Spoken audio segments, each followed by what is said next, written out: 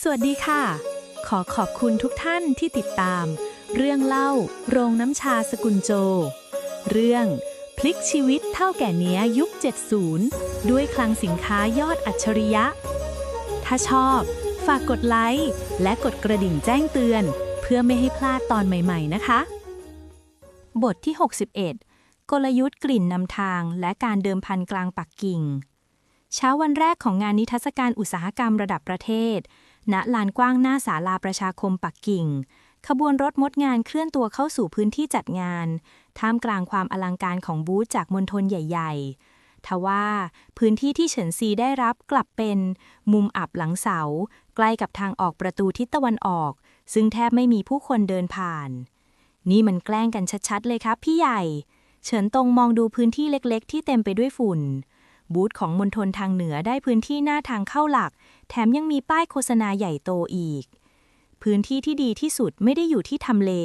แต่อยู่ที่ว่าเราจะทำให้คนหยุดเดินได้ยังไง เฉินซีเอ่ยพลางวางกระเป๋าลง เธอไม่ใช้มิติลับเรียกป้ายไฟสวยงามออกมา แต่เธอสั่งให้คนงานมดงานเริ่มตั้งเตาถ่านดินเผา4 เตารอบๆพื้นที่ของเธอ อาตงเริ่มต้มน้ำซุปกระดูกหมูพริกเผาสูตรเข้มข้นและใส่เครื่องเทศระเหยกลิ่นที่ฉันคั่วเตรียมไว้ลงไปเฉินซีสั่งการ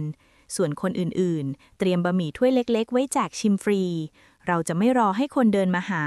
แต่เราจะใช้กลิ่นลากเขามาในขณะที่บูธอื่นเน้นการโชว์เครื่องจักรที่หยุดนิ่งบูธของตระกูลเฉินกลับเริ่มส่งกลิ่นหอมฉุนกึกของพริกเผาคั่วใหม่ผสานกับความหอมละมุนของน้ำซุปกระดูกที่เคี่ยวจนได้ที่กลิ่นนั้นถูกกระแสลมหนาวพัดกระจายไปทั่วลานนิทรรศการ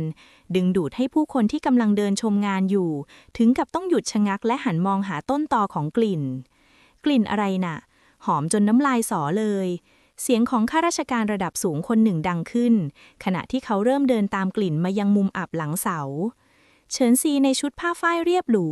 ยืนอยู่หลังหม้อน้ำซุปที่กำลังส่งควันกรุ่นเธอไม่ได้ตะโกนเรียกลูกค้าแต่ใช้วิธีการนำเสนอที่นุ่มนวลเชิญชิมบะหมี่มดงานเสบียงอุ่นใจในยามหนาวค่ะรสชาติของหัวใจจากเชิงเขาโยที่จะทำให้ท่านลืมความหนาวของปักกิ่งไปชั่วขณะเพียงไม่นานมุมที่เคยเงียบเหงาก็เต็มไปด้วยผู้คนที่มาต่อแถวรอชิมจนเจ้าหน้าที่จัดงานและตัวแทนจากมณฑลอื่นที่มองดูอยู่ไกลๆเริ่มนั่งไม่ติดโดยเฉพาะคนของตระกูลหลินที่เห็นว่าแผนการแช่แข็งสินค้าตระกูลเฉินกำลังถูกทลายลงด้วยกลิ่นพริกเผาเพียงแค่หมี่หม้อทว่าท่ามกลางฝูงชนที่รุมล้อมเฉินซีสังเกตเห็นชายชราท่าทางภูมิฐานสวมชุดคลุมขนสัตว์สีเข้มที่จ้องมองเธอด้วยสายตาพินิจพิจารณาชายคนนี้ไม่ได้มาเพื่อชิมบะหมี่แต่เขากำลังมองไปที่กระบวนการจัดการคนของเครือข่ายมดงานที่ทำงานกันอย่างเป็นระเบียบระบอบและรวดเร็วเธอคือคนที่สร้างระบบขนส่งมดงานที่เขาล่ำลือกันงั้นหรือชายชราเอ่ยถามเสียงเรียบแต่ทรงพลังเฉินซีชะงักไปเล็กน้อยเธอรู้สึกได้ทันทีว่าคนตรงหน้าไม่ใช่ข้าราชการทั่วไปแต่คือหมากตัวสำคัญที่อาจเปลี่ยนชะตาชีวิตของเธอในปักกิ่งได้บทที่ 62 คำชวนของพยัคฆ์และการประกาศอิสรภาพท่ามกลางเสียงจ๊อกแจ๊กจอแจและการแย่งชิงชามบะหมี่ขนาดเล็กชายชราในชุดขนสัตว์สีเข้มยังคงยืนนิ่งสนิทสายตาคมปราบดุจเหยี่ยวของเขาไม่ได้จับจ้องที่อาหารแต่กลับจ้องมองไปที่การประสานงานของคนงานมดงานที่รวดเร็วและไร้ที่ติระบบการจัดการของเธอไม่ใช่สิ่งที่สาวชาวนาจะคิดได้เองโดยไม่มีที่มาที่ไปชายชราเอ่ยขึ้นอีกครั้งข้าคือหลินจงซานและข้าสนใจในสิ่งที่เธอเรียกว่าเครือข่ายมดงานมากกว่าพริกเผาในหม้อนั้นเสียอีกเฉินซีชะงักไปครู่หนึ่งชื่อของหลินจงซานคือตำนานที่ยังมีชีวิตในปักกิ่งเขาคือผู้วางรากฐานระบบส่งกำลังบำรุงในอดีตและเป็นฟันเฟืองสำคัญที่หนุนหลังหวังอื้อเฟยท่านผู้เฒ่าหลินให้เกียรติเกินไปแล้วค่ะเฉินซีวางทัพพีลงและประสานมือคำนับอย่างสุขุมมดงานทำงานด้วยสัญชาตญาณของการเอาตัวรอดและความภักดีต่อครอบครัวไม่ได้มีระบบซับซ้อนอย่างที่ท่านคิดหรอกค่ะอย่าถ่อมตัวเลยหลินจงซานก้าวเข้ามาใกล้แผ่รังสีอำนาจที่ทำให้คนรอบข้างเริ่มถอยห่าง ตระกูลหลินของข้ากำลังต้องการคนที่มีหัวคิดปฏิวัติระบบขนส่งแบบเธอถ้าเธอยอมมอบลิขสิทธิ์สูตรพริกเผาและแถนผังเครือข่ายมดงานให้กับเราข้าจะบันดาลให้โรงงานของเธอกลายเป็นรัฐวิสาหกิจอันดับหนึ่งของมณฑลและเธอจะได้ตำแหน่งที่ปรึกษาในปักกิ่งทันทีนี่คือข้อเสนอที่เปรียบเสมือนกรงผังทองคำหากเฉินซียอมรับเธอจะสบายไปทั้งชาติแต่เครือข่ายมดงานที่เธอสร้างมาเพื่อช่วยคนยากไร้จะกลายเป็นเครื่องมือทำเงินให้ตระกูลใหญ่และเธอจะเสียอิสรภาพในการควบคุมชีวิตตัวเองไปตลอดกาลเป็นข้อเสนอที่งดงามมากค่ะท่านผู้เฒ่าเฉินซีเงยหน้าสบตาเขาอย่างไม่เกรงกลัวแต่พริกเผาของฉันมีรสชาติพิเศษเพราะมันทำจากน้ำพักน้ำรายของคนในบ้านรองและเครือข่ายมดงานของฉันก็ขับเคลื่อนด้วยสัญญาใจไม่ใช่สัญญาทาสหากฉันมอบมันให้ท่านมันก็จะเป็นเพียงเปลือกที่ไร้วิญญาณฉันขอปฏิเสธค่ะเสียงฝูงชนรอบข้างเงียบกริบไม่มีใครคิดว่าจะมีใครกล้าปฏิเสธตระกูลหลินต่อหน้าสาธารณะเช่นนี้ใบหน้าของหลินจงซานกระตุกเล็กน้อยรอยยิ้มจางเลือนหายไปแทนที่ด้วยความเย็นชาเธอรู้ไหมว่าการปฏิเสธมิตรภาพของตระกูลหลินในปักกิ่งหมายถึงการเลือกเดินบนเส้นทางที่ไม่มีวันถึงจุดหมายฉันถนัดเดินบนทางลำบากมาตั้งนานแล้วค่ะและฉันเชื่อว่าความจริงใจในสินค้าจะพาฉันไปถึงจุดหมายได้โดยไม่ต้องพึ่งรถม้าของใครดีงั้นเรามาดูกันว่าในวันตัดสินผู้ชนะนิทรรศการพรุ่งนี้บะหมี่หลังเสาของเธอจะเอาชนะสินค้าที่ได้รับการรับรองจากรัฐบาลกลางได้อย่างไรอย่าเสียใจภายหลังก็แล้วกันเมื่อหลินจงซานลับสายตาไปเฉินตงรีบเข้ามาหาเฉินซีด้วยหน้าตาที่ตื่นตระหนกพี่ใหญ่พี่เพิ่งจะปฏิเสธคนที่น่ากลัวที่สุดในปักกิ่งไปนะครับพรุ่งนี้พวกเขาต้องเล่นงานเราหนักกว่าเดิมแน่ถ้าเรายอมวันนี้เราก็ต้องยอมไปตลอดชีวิตอาตงเฉินซีพึมพำพลางมองดูมือของเธอที่เริ่มสั่นเล็กน้อยจากอาการป่วยที่รุมเร้าไปเตรียมบะหมี่แห้งคลุกซอสสูตรโบราณสำหรับวันพรุ่งนี้เราจะพิสูจน์ให้ปักกิ่งเห็นว่าความแกร่งที่แท้จริงไม่ได้มาจากอำนาจแต่มาจากคุณภาพที่ใครก็เลียนแบบไม่ได้ในเงามืดไกลออกไปเสียจือหางที่แอบสังเกตการอยู่ในชุดพลเรือนกำหมัดแน่นเขาอยากจะก้าวเข้าไปหาเธอแต่เขารู้ดีว่าหากเขาขยับตอนนี้ตระกูลหลินจะใช้เขาเป็นข้ออ้างในการเล่นงานเฉินซีหนักขึ้นเขาได้แต่ภาวนาให้ความเด็ดเดี่ยวของเธอพาเธอพ้นคืนที่แสนยาวนานนี้ไปได้บทที่63รสชาติจากเท่าฐานและการเดิมพันครั้งสุดท้ายความมืดมิดในโกดังร้างยามรุ่งสางถูกทำลายลงด้วยเสียงอุทานด้วยความตกใจของเฉินตงเฉินซีที่กำลังพักผ่อนเพียงน้อยนิดสะดุ้งตื่นและรีบวิ่งไปยังลังไม้ใบสำคัญที่เธอเก็บรักษาไว้อย่างดีที่สุดพี่ใหญ่พวกมันแอบเข้ามาตอนไหนไม่รู้ครับเฉินตงชี้ไปที่โหลพริกพิเศษสุดลับที่เธอเตรียมมาจากเชิงเขาโยบัดนี้มันถูกเปิดออกและมีกลิ่นเหม็นหืนของน้ำมันก๊าซคละคลุ้งไปทั่ววัตถุดิบหลักที่จะใช้ในรอบตัดสินถูกทำลายจนสิ้นซากเฉินซีนิ่งเงียบดวงตาหี่ลงมองร่องรอยการบุกรุกที่ไร้รอยงัดแงะตระกูลหลินคงใช้เส้นสายเจ้าหน้าที่โกดังเอากุญแจมาเปิดสินะเราไม่มีพริกสูตรลับแล้วจะเอาอะไรไปแข่งกับมณฑลทางเหนือที่ได้รับสนับสนุนจากรัฐบาลล่ะครับพี่ใหญ่เฉินตงเริ่มลนลานเหลือเวลาอีกแค่3 ชั่วโมงงานก็จะเริ่มแล้วเฉินซีสูดลมหายใจเข้าลึกๆความกดดันทำให้เธอกระอักไอออกมาเบาๆแต่เธอยังฝืนยืนหยัดอาตงไปที่ตลาดเช้าปักกิ่งกวานซื้อพริกแห้งรมควันและงาดำมาให้ได้มากที่สุดเท่าที่จะหาได้พริกพวกนั้นมันเกรดต่ำนะคะพี่กลิ่นมันแรงและรสชาติไม่นุ่มนวลเหมือนของเราไปเถอะฉันจะเปลี่ยนจุดด้อยให้กลายเป็นจุดเด่นเองเมื่อวัตถุดิบมาถึงเฉินซีไม่ได้พยายามเลียนแบบรสชาติเดิมที่หายไปแต่เธอเริ่มตั้งกระทะเหล็กใหญ่ใบใหญ่จนร้อนจัดเธอใส่พริกแห้งปักกิ่งลงไปคั่วจนเริ่มไหม้เกรียมเป็นสีเกือบดำกลิ่นฉุนกึดพุ่งกระจายไปทั่วโกดังจนคนงานมดงานต้องเอามือปิดจมูกในเมื่ออากาศปักกิ่งหนาวและแห้งรสชาติที่นุ่มนวลอาจจะจางหายไปได้ง่ายฉันต้องใช้รสชาติที่กระแทกใจและให้ความร้อนแรงถึงขีดสุดเธอใช้เทคนิคการคั่วไหม้แบบสมดุลโดยการบดงาดำคั่วและน้ำมันถั่วเหลืองดิบลงไปเคี่ยวพร้อมกับพริกที่เกือบไหม้รสชาติที่ได้ออกมากลับเป็นความหอมที่ลุ่มลึกและมีความเป็นฐานที่เข้ากับบรรยากาศเมืองเก่าในหน้าหนาวอย่างประหลาดลิง ณเวทีตัดสินกลางงานนิทรรศการคณะกรรมการผู้ทรงคุณวุฒินั่งเรียงรายอยู่เบื้องหน้าโดยมีหลินจงสารนั่งสังเกตการอยู่ไม่ไกลบูธของมณฑลอื่นนำเสนออาหารที่หรูหราและใช้เครื่องจักรนำเข้าโชว์ความทันสมัยจนกระทั่งถึงคิวของโรงงานสกุลเฉิน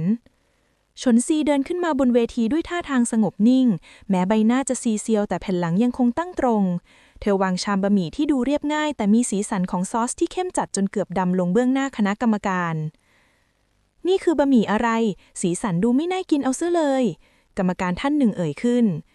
นี่คือบะหมี่มุกนินแห่งแดนเหนือค่ะเฉินซีเอ่ยเสียงกังวานรสชาติที่ถูกเคี่ยวกรำจากความหนาวเหน็บและความยากลำบากพริกเหล่านี้อาจจะดูเกรียมไหม้แต่มันคือตัวแทนของจิตวิญญาณคนงานมดงานที่ไม่ว่าจะถูกเผาผลาญเพียงใดก็ยังคงส่งกลิ่นหอมและมอบความอบอุ่นให้แก่ผู้ที่ได้ลิ้มลองเมื่อกรรมการตักเส้นบะหมี่เข้าปากความเผ็ดร้อนที่ลุ่มลึกผสานกับความหอมของงาดำคั่วเข้มข้นระเบิดออกในปากความร้อนแรงนั้นซึมซาบไปถึงทรวงอกจนทำให้ร่างกายที่สั่นทะเยอจากความหนาวเริ่มอบอุ่นขึ้นมาทันทีโอ้รสชาตินี้มันกรรมการอาวุโสถึงกับวางช้อนไม่ลงมันไม่ใช่แค่พริกเผาแต่มันมีรสชาติของชีวิตและความเข้าใจในสภาพอากาศของปักกิ่งอย่างลึกซึ้งเธอใช้พริกพื้นเมืองมาทำได้ถึงระดับนี้เชียวหรือหลินจงสารที่จ้องมองอยู่ถึงกับกำเก้าอี้แน่นแผนการวินาศกรรมของเขาพ่ายแพ้ต่อไหวพริบของเด็กสาวที่เขาสบประมาทผู้ชนะในประเภทนวัตกรรมเสบียงอาหารประจำปีนี้ประธานกรรมการลุกขึ้นยืนพลางประกาศเสียงกังวานได้แก่โรงงานสกุลเฉินแห่งเชิงเขาโยเสียงปรบมือดังสนั่นทั่วลานนิทรรศการฉนซีหลับตาลงพร้อมรอยยิ้มจางๆเธอทำสำเร็จแล้วเธอพิสูจน์ให้เห็นว่าต่อให้ไม่มีวัตถุดิบวิเศษหรือไม่มีอำนาจหนุนหลังปัญญาและไม่ยอมแพ้ก็สามารถสร้างปาฏิหาริย์ได้เสมอท่ามกลางผู้คนที่รุมล้อมเข้ามาแสดงความยินดีเสียจือหางที่เพิ่งหลุดพ้นจากการกักตัวและวิ่งตรงมาที่งานยืนมองเธออยู่ไกลๆด้วยสายตาที่เต็มไปด้วยความเทิดทูนเขาไม่ได้ก้าวเข้าไปหาเธอในตอนนี้เพราะเขารู้ดีว่านี่คือเวลาที่เธอควรจะเฉิดฉายในฐานะเท่าแก่เนี้ยผู้พิชิตปักกิ่งด้วยตัวเองอย่างสมภาคภูมิบทที่ 64 ชื่อเสียงที่มาพร้อมคมดาบชัยชนะในงานนิทรรศการระดับประเทศเปลี่ยนชื่อของโรงงานสกุลเฉินให้กลายเป็นที่รู้จักเพียงชั่วข้ามคืนใบสั่งซื้อจากหน่วยงานรัฐและร้านค้าขนาดใหญ่ทั่วประเทศหลั่งไหลเข้ามาหาเฉินซีราวมหาสมุทร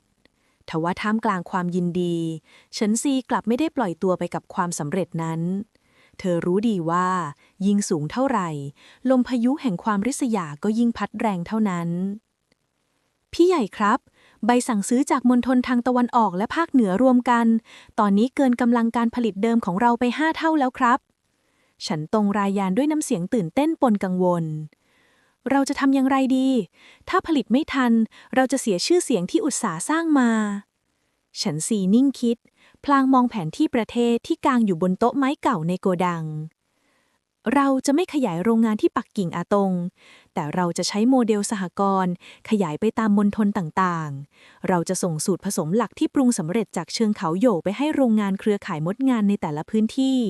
แล้วให้พวกเขาผลิตภายใต้การควบคุมมาตรฐานของเรานี่มันคือการกระจายฐานการผลิตเฉินตงอุทาน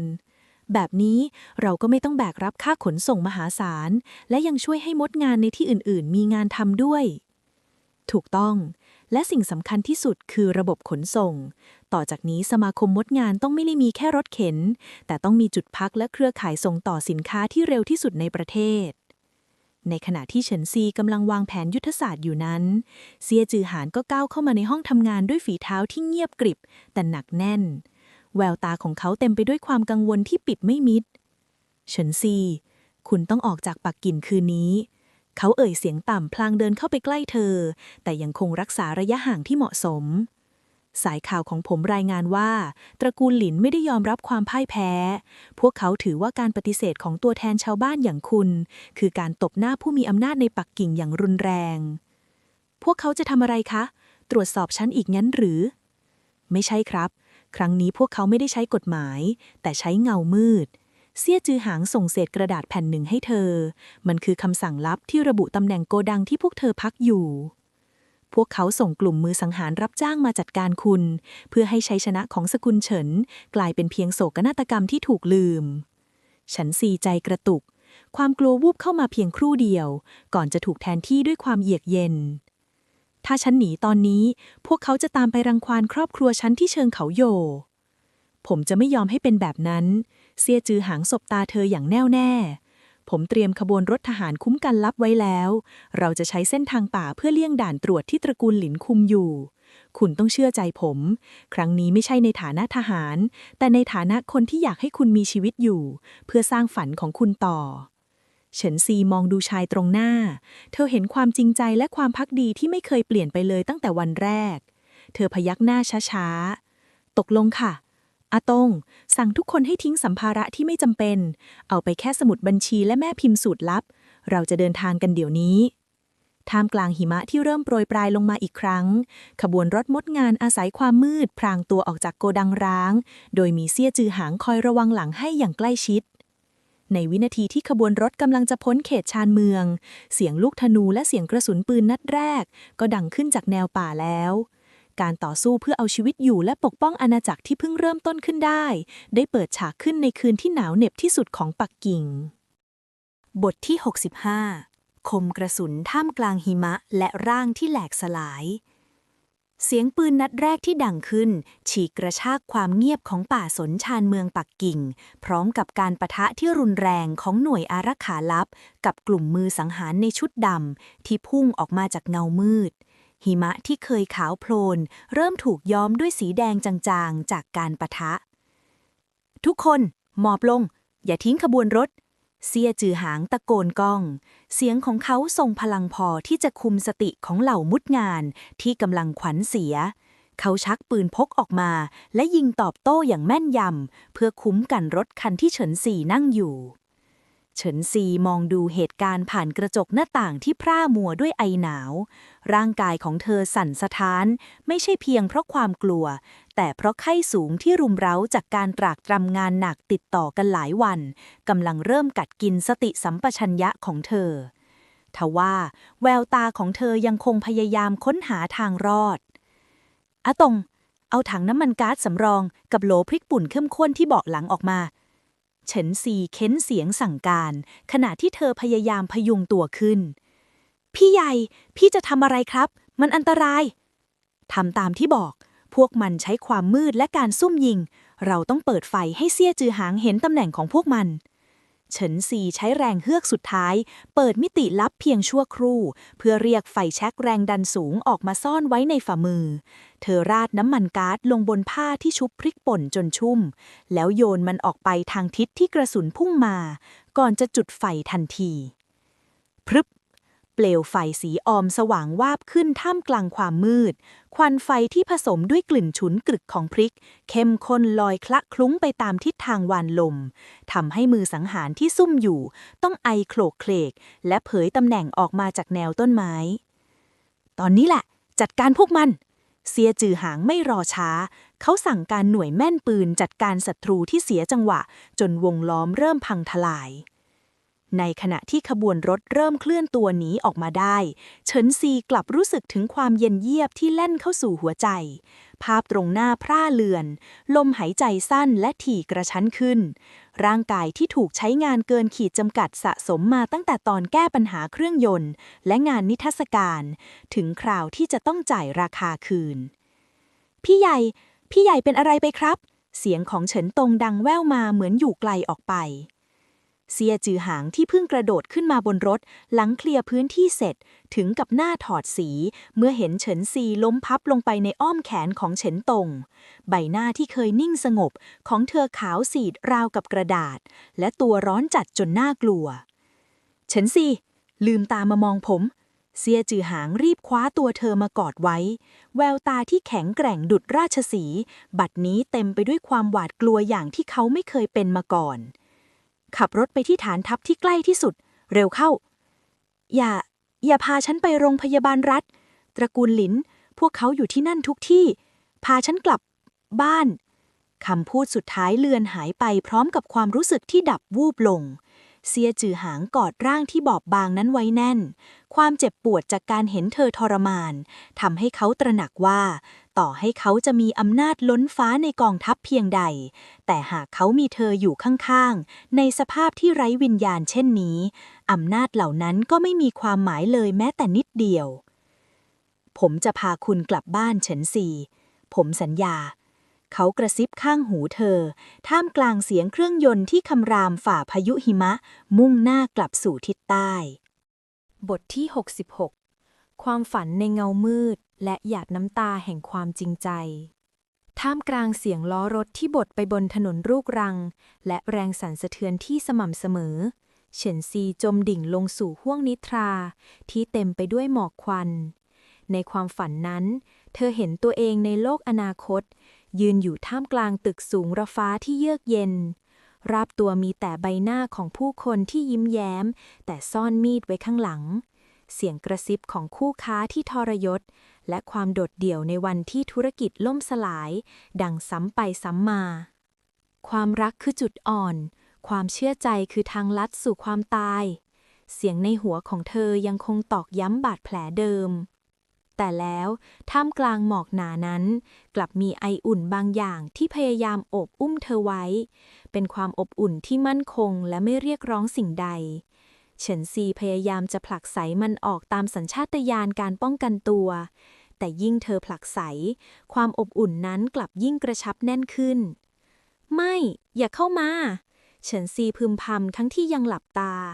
ร่างกายของเธอกระสับกระส่ายด้วยพิษไข้ผมอยู่นี่เฉินซีไม่มีใครทำร้ายคุณได้อีกแล้วนะเสียงทุ้มส่ำที่คุ้นเคยดังอยู่ข้างหูเสียจื้อหางไม่ได้นอนมาทั้งคืนเขาใช้ผ้าชุบน้ำคอยเช็ดตามหน้าผากและลำคอของเธออย่างแผ่วเบา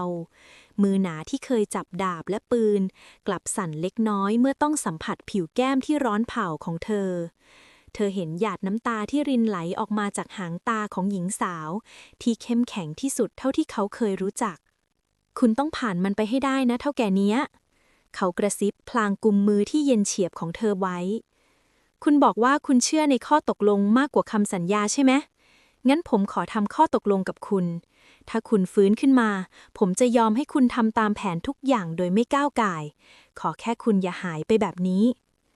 เฉินซีค่อยๆลืมตาขึ้นอย่างยากลำบากภาพแรกที่เห็นคือใบหน้าของเซี่ยจือหางที่ดูซูบเซียวและเต็มไปด้วยความกังวลแสงไฟริบหรี่ในรถบรรทุกทำให้เห็นแววตาของเขาที่เต็มไปด้วยความรักที่ปิดไม่มิดความจริงใจที่เธอพยายามปฏิเสธมาตลอดเริ่มพังทลายลงตรงหน้าคุณชายเซี่ยเสียงของเธอแหบพร่าจนเกือบไม่ได้ยินคุณฟื้นแล้วเซี่ยจือหางประคองเธอขึ้นดื่มน้ำอย่างระมัดระวังเราพ้นเขตปักกิ่งมาไกลแล้วครับอีกไม่นานจะถึงเขตรอยต่อมณฑลบ้านเราแล้วเฉินซีมองมือที่เขากุมไว้เธอไม่ได้ชักมือกลับเหมือนทุกครั้งความอ่อนแอของร่างกายทำให้เธอยอมรับความจริงที่ว่าเธอไม่ใช่เครื่องจักรที่ทำงานได้เพียงลำพังและโลกใบนี้โลกยุค70นี้อาจจะมีสิ่งที่โลกอนาคตไม่มีให้เธอคือความจริงใจที่ไม่ต้องแลกด้วยผลประโยชน์ทำไมคุณถึงทำขนาดนี้คะเฉินซีถามพลางสบตาเขาฉันไม่มีอะไรจะตอบแทนคุณได้มากกว่าความเสี่ยงที่คุณต้องเผชิญเลยนะคะเพราะคุณคือบ้านที่ผมอยากกลับไปหาครับเฉินซีเซี่ยจือหางตอบด้วยน้ำเสียงที่นิ่งและหนักแน่นที่สุดเท่าที่เขาเคยพูดไม่ใช่เพราะคุณเก่งไม่ใช่เพราะพริกเผาของคุณแต่เพราะคุณคือคุณและนั่นคือเหตุผลที่เพียงพอแล้วเฉินซีนิ่งไปหัวใจที่เคยเป็นน้ำแข็งเริ่มสั่นสะเทือนอย่างรุนแรงเธอรู้ดีว่าหลังจากนี้กำแพงในใจของเธอจะไม่มีวันเหมือนเดิมอีกต่อไปแต่นั่นก็ไม่ได้หมายความว่าเธอจะละทิ้งเป้าหมายในการสร้างอาณาจักรของตัวเองถ้าฉันหายดีฉันจะขยายเครือข่ายมดงานไปทั่วประเทศค่ะเฉินซีเอ่ยพลางยิ้มจางๆและฉันอาจจะต้องการพันธมิตรที่ไว้ใจได้ที่สุดคอยดูต้นทางให้ด้วยคุณยังสนใจข้อตกลงนี้อยู่ไหมคะเซี่ยจือหางยิ้มออกมาเป็นครั้งแรกในรอบหลายวันเป็นข้อตกลงที่ผมไม่มีวันปฏิเสธเลยครับเท่าแก่เนี้ยบทที่ 67 การหวนคืนของเท่าแก่เนี้ยและสงครามบนหน้ากระดาษกลิ่นดินที่คุ้นเคยและเสียงลมพัดผ่านยอดไผ่ที่เชิญเขาหอยคือยารักษาชั้นเลิศที่ทำให้จิตใจของเฉินซีสงบลงขบวนรถมดงานที่สะบักสะบอมกลับมาถึงบ้านรองท่ามกลางการต้อนรับที่เปี่ยมไปด้วยน้ำตาของพ่อเฉินและแม่เหนียงฟาง เฉินซีใช้เวลาพักฟื้นเพียงไม่กี่วันในห้องนอนที่เรียบง่าย แม้ร่างกายยังไม่แข็งแรงเต็มร้อยแต่สมองของเธอกลับทำงานหนักกว่าเดิมใบสั่งซื้อกองโตจากงานนิทรรศการวางเรียงรายอยู่บนโต๊ะข้างเตียงมันคือโอกาสทองและเป็นดาบสองคมที่จะพิสูจน์ว่าระบบสหกรณ์ของเธอจะรับแรงกระแทกได้จริงหรือไม่พี่ใหญ่พี่เหมยฝากนี่มาให้ครับเฉินตงยื่นถ้วยซุปไก่ตุ๋นยาจีนที่ยังส่งควันกรุ่นนางบอกว่านางเคี่ยวเองกับมือและฝากมาบอกว่าถ้าพี่ต้องการคนไปคุมงานส่งของที่ท่าเรือเมืองมณฑลที่ทั้งแดดร้อนและงานหนักนางอาสาจะไปแทนพี่เองครับเฉินซีมองซุปไก่ในถ้วยแววตาที่แข็งกร้าวอ่อนลงเล็กน้อยให้นางไปเถอะอาตงบอกนางว่าถ้างานที่ท่าเรือผิดพลาดแม้แต่นิดเดียวฉันจะถือว่าโอกาสสุดท้ายของนางหมดลงทันทีในขณะที่ภายในบ้านเริ่มกลับมาเป็นปึกแผ่นภัยเงียบจากปักกิ่งก็คืบคลานมาถึงในรูปแบบที่ฉันซีคาดไม่ถึงชายในชุดสูทสากลท่าทางภูมิฐาน3 คนปรากฏตัวขึ้นที่หน้าโรงงานพร้อมกับเอกสารประทับตราจากกองตรวจสอบทรัพย์สินส่วนกลางเราได้รับเรื่องร้องเรียนให้ตรวจสอบที่มาของเงินทุนในการสร้างโรงงานและระบบขนส่งมดงานชายที่เป็นหัวหน้าเอ่ยเสียงเรียบในยุคที่ทรัพยากรต้องเป็นของรัฐการที่ครอบครัวชาวนาบ้านรองอย่างพวกคุณสามารถระดมทุนมหาศาลมาสร้างอาณาจักรแบบนี้ถือเป็นความผิดปกติอย่างร้ายแรงหากพิสูจน์ที่มาของเงินไม่ได้โรงงานทั้งหมดจะถูกยึดเป็นของหลวงและคุณต้องรับโทษทางอาญานี่คือแผนการของตระกูลหลินพวกเขาไม่ได้ใช้ปืนแต่ใช้ข้อกฎหมายเพื่อฟ้องล้มละลายและฮุบกิจการที่กำลังรุ่งเรืองเฉินซีที่นั่งอยู่บนเก้าอี้หวายตรงชานบ้านสบตากับเหล่านักสืบเอกสารอย่างใจเย็นเธอรู้ดีว่าที่มาของเงินบางส่วนมาจากทองคำในมิติลับที่ไม่มีหลักฐานทางบัญชีหากเธอตอบพลาดเพียงนิดเดียวทุกอย่างที่สร้างมาจะพังพินาศที่มาของเงินทุนสกุลเฉินถูกบันทึกในสมุดบัญชีสหกรณ์ทุกล้านหยวนค่ะเฉินซีเอ่ยเสียงนิ่งเราเริ่มจากการขายน้ำพริกกระปุกและไม่กี่เหวี่ยงจนมาถึงการลงคันของชาวบ้านในเครือข่ายมดงานกว่า500 คนซึ่งทุกลายเซ็นและทุกลายนิ้วมือของสมาชิกกว่า500ครัวเรือนคือหลักฐานที่มาของเงินทุนที่เป็นธรรมที่สุดลายนิ้วมือชาวบ้านงั้นหรือนั่นไม่ใช่หลักฐานทางการเงินที่สากลยอมรับนักสืบเอกสารเยาะเย้ย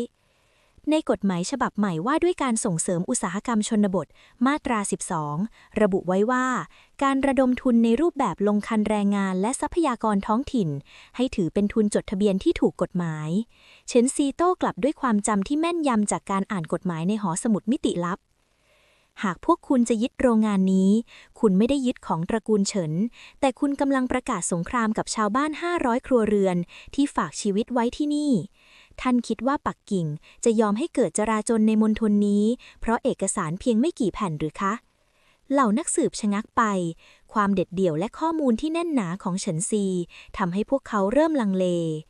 ในวินาทีนั้นเซี่ยจือหางเดินเข้ามาพร้อมกับเอกสารอีกชุดหนึ่งและนี่คือเอกสารรับรองจากกองทัพมณฑลที่ระบุว่า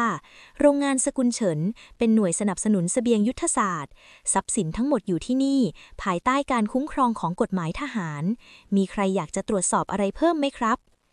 แรงกดดันทั้งจากข้อกฎหมายที่เฉินซีวางไว้และอำนาจทหารที่เซี่ยจือหางเสริมทัพทำให้นักสืบเอกสารต้องยอมถอยทัพกลับไปอย่างเสียหน้าเฉินซีลอบถอนหายใจออกมาเธอมองไปที่เซี่ยจือหางที่ยืนอยู่ข้างๆคราวนี้เธอไม่ได้เอ่ยขอบใจเป็นคำพูดแต่เธอส่งยิ้มบางที่เต็มไปด้วยความเชื่อใจให้เขาเป็นครั้งแรกครั้งหนึ่งสงครามเอกสารจบลงแล้วต่อไปคือสงครามการผลิตของจริงค่ะเฉินซีลุกขึ้นยืนด้วยความมั่นคงเราจะทำให้พริกเผาสกุลเฉินไปอยู่ในครัวของทุกบ้านในประเทศนี้ให้ได้บทที่68พันธสัญญาพริกแดงและข่าวลืออาบยาพิษยอดสั่งซื้อที่พุ่งสูงจนทะลุเพดานการผลิตทำให้โรงงานสกุลเฉินต้องเผชิญกับวิกฤตใหม่นั่นคือพริกขาดแคลนพริกแห้งคุณภาพดีในมณฑลถูกกว้านซื้อจนเกลี้ยงโกดังและพ่อค้าคนกลางเริ่มโกงราคาจนต้นทุนการผลิตสูงขึ้นเกือบเท่าตัวถ้าเรายังซื้อพริกจากตลาดกลางแบบนี้ต่อไปกำไรทั้งหมดจะไปตกอยู่ในมือพ่อค้าคนกลางแล้วเราจะคุมคุณภาพวัตถุดิบไม่ได้เลยค่ะเฉินซีเอ่ยในที่ประชุมสมาคมมดงานเธอตัดสินใจใช้กลยุทธ์เกษตรพันธสัญญา โดยการส่งทีมมดงานออกไปเจรจากับหมู่บ้านที่ยากจนที่สุดในแถบเทือกเขาโยเพื่อเปลี่ยนพื้นที่ทำนาที่ไม่ได้ผลผลิตมาเป็นสวนพริกขนาดใหญ่โดยโรงงานสกุลเฉินจะเป็นผู้สนับสนุนเมล็ดพันธุ์และรับซื้อในราคาที่เป็นธรรมเราไม่ได้แค่ซื้อพริกแต่เรากำลังซื้ออนาคตของหมู่บ้านรอบข้างเฉินซีกล่าวกับชาวนาที่มารวมตัวกันใครที่เข้าร่วมกับเราจะมีรายได้ที่แน่นอนและลูกหลานของพวกคุณจะได้เข้าเรียนในโรงเรียนที่เราจะสร้างขึ้นในขณะที่รากฐานการผลิตกำลังหยั่งรากลงไปในดินพายุลูกใหม่กลับก่อตัวขึ้นในเมืองหลวงข่าวลือที่ถูกปล่อยออกมาจากแหล่งข่าวไร้ที่มาเริ่มแพร่กระจายราวกับไฟลามทุ่งในปักกิ่งและลุกลามมาถึงเมืองมณฑลบะหมี่สกุลเฉินใส่สารกระตุ้นประสาทเพื่อให้คนติดรสชาติและพบสารพิษตกค้างจากพริกเน่าในโรงงานเชิงเขาโยพาดหัวข่าวในหนังสือพิมพ์ท้องถิ่นและคำบอกต่อปากทำให้ยอดสั่งซื้อหยุดชะงักยงทันทีรถบรรทุกมดงานที่นำสินค้าไปส่งในเมืองถูกชาวบ้านขว้างปาด้วยก้อนหินและร้านค้าหลายแห่งเริ่มส่งคืนสินค้าเพราะกลัวความผิดพี่ใหญ่พวกเราจะทำอย่างไรดีข่าวลือนี้มันแรงเกินไปคนเริ่มเชื่อว่าบะหมี่ของเรากินแล้วตายเฉินตงวิ่งเข้ามาด้วยหน้าตาตื่นตระหนกเฉินซีนิ่งเงียบแววตาของเธอคมปราบดุจใบมีดเธอรู้ดีว่านี่คือไม้ตายสุดท้ายของตระกูลหลินที่จะทำลายเธอให้สิ้นซากในระดับความเชื่อมั่นถ้าเขาใช้ความมืดทำลายเราก็ต้องใช้ความสว่างที่สุดในมณฑลนี้พิสูจน์ตัวเองอาตงเฉินซีสั่งให้เปิดประตูโรงงานทั้งหมดและเชิญตัวแทนจากทุกหมู่บ้านรวมถึงนักข่าวและคณะกรรมการตรวจสอบมาที่โรงงานในวันรุ่งขึ้นแต่สิ่งที่เธอทำกลับเหนือความคาดหมายแทนที่จะเป็นการตรวจแลบที่น่าเบื่อเฉินซีจัดงานเทศกาลกินบะหมี่รวมใจที่กลางลานโรงงานโดยเธอให้พ่อเฉินแม่เหนียงฟางและเฉินเม่ยรวมถึงตัวเธอเองนั่งล้อมวงกินบะหมี่ล็อตเดียวกับที่มีข่าวลือว่ามีสารพิษต่อหน้าสาธารณชนหากบะหมี่นี้มีสารพิษครอบครัวของฉันจะเป็นกลุ่มแรกที่ล้มลงเฉินซีเอ่ยเสียงกังวานพลางคีบเส้นบะหมี่เข้าปากด้วยความสงบนิ่งเราทำอาหารด้วยหัวใจของคนบ้านรองความลับของรสชาติไม่ได้อยู่ที่สารเคมีแต่อยู่ที่พริกที่พวกคุณปลูกด้วยมือตัวเองความเด็ดเดี่ยวของเฉินซีที่ใช้ชีวิตของครอบครัวเป็นประกันทำให้ฝูงชนที่เคยโกรธแค้นเริ่มเงียบเสียงลงในวินาทีนั้นเซี่ยจือหางเดินเข้ามาในงานพร้อมกับผลการวิเคราะห์จากกองแพทย์ทหารมณฑลที่ประทับตาลับที่สุดนี่คือผลตรวจจากหน่วยงานกลางที่ไม่มีส่วนได้ส่วนเสียบะหมี่สกุลเฉินไม่มีสารปนเปื้อนใดๆและมีคุณค่าทางอาหารสูงกว่ามาตรฐานทั่วไปเซี่ยจือหางประกาศด้วยเสียงที่ทรงพลังใครก็ตามที่ปล่อยข่าวลือเท็จเพื่อทำลายความมั่นคงทางเสบียงกองทัพจะสืบสวนและลงโทษอย่างถึงที่สุดแสงสว่างจากความจริงและการสนับสนุนของกองทัพทำลายหมอกควันแห่งข่าวลือลงทันทีชาวบ้านกลับมาเชื่อมั่นและยอดสั่งซื้อที่เคยนิ่งสนิทกลับพุ่งสูงขึ้นกว่าเดิมเป็นเท่าตัวจากการที่ผู้คนอยากลองบะหมี่ที่กองทัพรับรองเฉินซียืนมองภาพชาวบ้านที่กลับมาพึ่งพากันอีกครั้งเธอรู้ดีว่าครั้งนี้เธอไม่ได้ชนะแค่ตระกูลหลินแต่เธอชนะใจคนทั้งมณฑลด้วยความสัตย์จริงบทที่69หมากซ้อนกลและบทพิสูจน์สายเลือดความเงียบสงัดเข้าปกคลุมบ้านรองในยามดึกมีเพียงเสียงจิกจรากของแมลงกลางคืนเฉินซีที่กำลังนั่งตรวจบัญชีสหกรณ์อยู่เพียงลำพังต้องเหงื่อยหน้าขึ้นเมื่อเห็นร่างของเฉินเม่ยเดินเข้ามาในห้องด้วยท่าทีลกลนและใบหน้าที่ซีดเผือดซีพี่มีเรื่องสำคัญต้องบอกเจ้าเฉินเม่ยกระซิบเสียงสั่นมือของนางกำห่อผ้าแน่นคนของตระกูลหลินแอบมาหาพี่พวกเขาขู่ว่าจะฆ่าพ่อกับแม่ถ้าพี่ไม่พาเจ้าออกไปหาพวกเขาที่ศาลเจ้าเก่าท้ายหมู่บ้านคืนนี้พวกเขาต้องการสูตรพริกเผาทั้งหมดเพื่อแลกกับชีวิตของทุกคนเฉินซีวางปากกาลงแววตาคมปราบจ้องมองพี่สาวอย่างพินิจพิจารณาแล้วพี่เลือกอะไรล่ะคะพี่เม่ยจะส่งฉันไปตายหรือจะยอมให้พวกมันฆ่าคนในบ้านเฉินเม่ยซุดตัวลงคุกเข่ารำไห้ออกมาอย่างสุดกลั้นพี่เคยทำผิดมามากพี่เคยอิจฉาเจ้าจนหน้ามืดตามัวแต่ความตายที่พี่เห็นในปักกิ่งมันทำให้พี่รู้ว่าถ้าไม่มีเจ้าครอบครัวเราก็ไม่มีวันนี้พี่แจ้งข่าวให้คุณชายเซี่ยทราบแล้วผ่านอาตงแผ แผนของพี่คือให้เจ้าแสร้งทำเป็นถูกพี่พาไปเพื่อล่อให้พวกมันปรากฏตัวออกมาทั้งหมดเฉินซีนิ่งไปครู่หนึ่งเธอมองเห็นความจริงใจที่ปนมากับความหวาดกลัวในดวงตาของพี่สาวเป็นครั้งแรกนี่คือการเดิมพันครั้งสุดท้ายที่เฉินเม่ยใช้เพื่อไถ่บาปที่เคยทำมาตกลงค่ะพี่เม่ยฉันจะไปกับพี่ณศาลเจ้าเก่าที่ผุพังกลางป่าละเมาะชายชุดดำกลุ่มใหญ่ยืนรออยู่ท่ามกลางความมืดโดยมีสมุนมือขวาของตระกูลหลินเป็นแกนนำเมื่อเห็นเฉินเม่ยพาเฉินซีมาถึงในสภาพที่ดูเหมือนถูกมัดมือด้วยเงื่อนหลวมๆที่เฉินซีเตรียมไว้พวกมันก็สยะยิ้มออกมาทำงานได้ดีนี่เฉินเม่ยเอาสูตรมาให้ข้าแล้วพวกแกสองพี่น้องจะใส่หัวไปไหนก็ไปสมุนตระกูลหลินตวาดเฉินซีหยิบสมุดบันทึกเล่มหนาออกมาจากอกเสื้อสูตรอยู่ในนี้ค่ะแต่คนอย่างพวกคุณมีปัญญาจะอ่านมันเข้าใจหรือเปล่าในวินาทีที่สมุนคนนั้นกำลังจะเอื้อมมือมาคว้าสมุดเฉินเม่ยกลับกระโดดเข้าขวางแล้วตะโกนสุดเสียงตอนนี้แหละคุณชายเซี่ยปั้งปั้งเสียงปืนดังสนั่นจากทั่วทิศทางหน่วยจู่โจมของเซี่ยจือหางที่ซุ่มอยู่พุ่งออกมาล้องศาลเจ้าไว้ทันทีความโกลาหลเกิดขึ้นชั่วขณะสมุนตระโกนหลินที่เห็นว่าถูกซ้อนแผนพยายามจะชักมีดเข้าหาเฉินซีแต่เซี่ยจือหางพุ่งเข้ามาขวางแล้วจัดการสยบมันลงกับพื้นด้วยความรวดเร็วคุณปลอดภัยไหมเฉินซีเซี่ยจือหางรีบสำรวจร่างกายเธอด้วยความเป็นห่วงอย่างยิ่งฉันไม่เป็นไรค่ะแต่พี่เม่ยเฉินซีมองไปที่พี่สาวที่นั่งตัวสั่นอยู่กับพื้นแม้นางจะกลัวจนแทบสิ้นสติแต่นางก็ไม่หนีไปไหนเฉินซีเดินเข้าไปหาพี่สาวแล้วยื่นมือออกไปประคองขอบคุณนะพี่เม่ยที่ครั้งนี้พี่เลือกครอบครัวจริงๆเฉินเม่ยเงยหน้าขึ้นมองน้องสาวทั้งน้ำตาความแค้นเคืองที่สะสมมาหลายปีพังทลายลงในค่ำคืนนี้พี่ขอโทษซีพี่ขอโทษสำหรับทุกอย่าง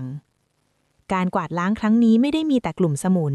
แต่เซี่ยจือหางยังนำเอกสารซัดท้อนที่ได้จากสมุนคนนี้ไปขยายผลจนสามารถออกหมายจับผู้อยู่เบื้องหลังในปักกิ่งได้หลายคนชัยชนะครั้งนี้ไม่ใช่การกำจัดศัตรูทางธุรกิจแต่คือการเยียวยาบาดแผลในตระกูลเฉินที่เคยร้าวรานให้กลับมาเป็นปึกแผ่นอีกครั้งเฉินซียืนมองแสงรุ่งอรุณที่กำลังจะมาถึงท่ามกลางความสงบของป่าที่แนบสงบเธอรู้ดีว่าจากนี้ไปอาณาจักรพริกเผาสกุลเฉินจะไม่มีเสี้ยนหนามภายในอีกต่อไปและกำแพงใจของเธอก็เริ่มเปิดกว้างให้กับความสัมพันธ์ที่แท้จริงทีละน้อยบทที่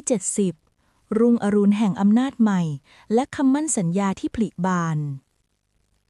แสงอาทิตย์สีทองฉาบทับทิวเขาโหยหยื่อในเช้าวันใหม่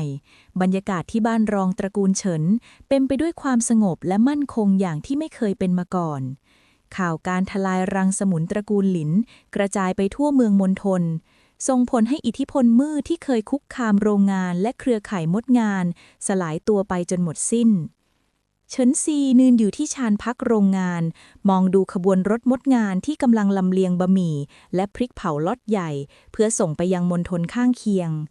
วันนี้เธอไม่ได้อยู่ในชุดทำงานที่เปื้อนฝุ่นแต่สวมชุดผ้าฝ้ายสีน้ำเงินเข้มตัดเย็บประณีตเตรียมพร้อมรับการมาเยือนของคณะกรรมการมณฑลพี่ใหญ่ครับท่านผู้ว่าการมณฑลและหัวหน้ากรมการค้าเดินทางมาถึงแล้วครับเฉินตงวิ่งมารายงานด้วยใบหน้าที่เต็มไปด้วยความภูมิใจการมาเยือนครั้งนี้ไม่ใช่การตรวจสอบแต่เป็นการมอบประกาศเกียรติคุณและหนังสือแต่งตั้งอย่างเป็นทางการเฉินซีได้รับเชิญให้ดำรงตำแหน่งที่ปรึกษาพิเศษด้านการจัดการโลจิสติกระดับภูมิภาคเพื่อนำโมเดลเครือข่ายมดงานไปปรับใช้กับระบบขนส่งของรัฐความสำเร็จของเธอเฉินซีไม่ใช่แค่เรื่องของรสชาติอาหารแต่คือการที่เธอพิสูจน์ให้เห็นว่าแรงงานชาวนาและระบบจัดการที่ชาญฉลาดสามารถขับเคลื่อนเศรษฐกิจของชาติได้ดีกว่าเครื่องจักรราคาแพงฉันเพียงแค่ทำหน้าที่ของคนบ้านรองที่อยากเห็นทุกคนมีกินมีใช้เท่านั้นค่ะท่านเฉินซีตอบด้วยน้ำเสียงนอบน้อมแต่แฝงด้วยพลังในขณะที่งานเลี้ยงฉลองเล็กๆดำเนินไปท่ามกลางเสียงหัวเราะของชาวบ้านและคนงานเซียจือหางในชุดเครื่องแบบเต็มยศเดินเข้ามาหาพ่อเฉินและแม่เหนียงฟางที่กำลังนั่งคุยอยู่กับคนในครอบครัวเฉินซีมองเห็นเขาจากระยะไกลและสังเกตได้ถึงท่าทางที่ดูประหม่าผิดปกติของชายผู้แข็งแกร่งคนนี้เซียจือหางทำความเคารพผู้อาวุโสทั้งสองอย่างสูงสุดก่อนจะเอ่ยเสียงหนักแน่นท่ามกลางวงล้อมของครอบครัวว่าคุณลุงเฉินคุณป้าเฉินครับ ตลอดเวลาที่ผ่านมา ผมได้เห็นความเด็ดเดี่ยวและความดีงามของเฉินซี ผมจึงอยากจะขออนุญาตพวกท่านอย่างเป็นทางการ เพื่อขอคบหาและดูแลเฉินซีในฐานะคู่รักตามประเพณีครับ ความเงียบเข้าปกคลุมเพียงครู่เดียว ก่อนที่พ่อเฉินจะยิ้มออกมาด้วยความเอ็นดู คุณชายเซี่ย ท่านช่วยชีวิตเรามานับครั้งไม่ถ้วน หากเฉินไม่ขัดข้อง พวกเราก็ย่อมยินดี แต่ท่านต้องจำไว้นะ ลูกสาวคนนี้ของข้าหัวแข็งนัก หากท่านดูแลนางไม่ดีข้าก็ไม่ยอมเช่นกัน เซี่ยจือหางหันไปสบตาเฉินซีที่ยืนฟังอยู่ห่างๆ แววตาของเขาเต็มไปด้วยคำถามและความหวัง เฉินซีเดินเข้ามาใกล้ เธอไม่ได้ตอบรับด้วยท่าทีขัดเขินแบบเด็กสาวทั่วไป แต่เธอยื่นมือออกไปหาเขาและบีบมือเขาเบาๆ เป็นสัญญาณของการยอมรับ ข้อตกลงของเราฉันยังจำได้ค่ะคุณชายเซี่ย เฉินซีกระซิบ แต่จากนี้ไปมันจะไม่ใช่แค่ข้อตกลงธุรกิจ แต่มันคือการเดินทางร่วมกันของคนสองคน คุณพร้อมจะเหนื่อยไปกับเฒ่าแก่เนี้ยคนนี้ไหมคะ ผมเตรียมใจไว้ตั้งแต่วันแรกที่เจอคุณแล้วครับ เซี่ยจือหางยิ้มกว้าง เป็นรอยยิ้มที่สว่างไสวกว่าแสงอาทิตย์ยามเช้า ในวันนั้นเองกุญแจมิติลับในใจของเฉินซีดูเหมือนจะจางหายไปอีกนิด เปลี่ยนที่ว่างให้กลายเป็นความทรงจำใหม่ๆที่สร้างขึ้นด้วยหยาดเหงื่อและความรักจริงๆ ภาคของการเริ่มต้นสร้างรากฐานได้จบลงอย่างสมบูรณ์ และภาคของการขยายอาณาจักรโลจิสติกมดงานไปทั่วแผ่นดินใหญ่กำลังจะเริ่มต้นขึ้น โดยมีฐานที่มั่นอยู่ที่เชิงเขาโหยหยื่อบ้านที่อบอุ่นที่สุดของเธอ